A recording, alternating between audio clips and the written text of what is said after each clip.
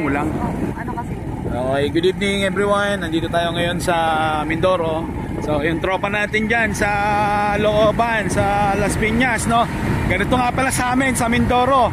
So, ngayon, di ba, issue ngayon yung mga overpricing, yung flood control.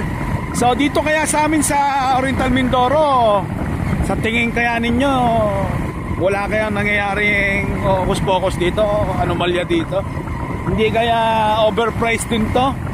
So sana isa rin ang Oriental Mindoro na imbestigahan kasi lingin sa inyo yung nakaraang bagyo bumaha rito at yung mga project dito talagang ghost project, talaga wala rin. At mayroong isang barangay dito na wala talagang may project pero wala namang wala namang sinisimulan. At wala nasisimulan.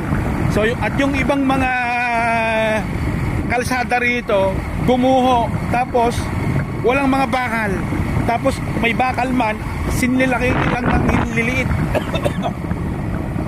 So hindi ibig sabihin may anomalyang nangyayari. Kaya hinihimo ko ang ating mga kababayan na wag na tayong tumingin sa mga kulay, kung anong kung pula ka, kung dilaw ka o kung berde ka. Magkaisa tayo dahil ito para sa ating kinabukasan, para sa mamamayang Pilipino, dahil matagal na tayong ninanakawan. At sa pagkakataong ito, tayo naman ang dapat na mayroong boses na dapat din pakinggan. Huwag na tayong mag-away-away kung sino-sino suportahan natin. Ay sa atin, gusto lang natin naman ng pagbabago, di ba? Kaya sa darating na Setyembre 21, sama-sama tayo. Alright? Okay.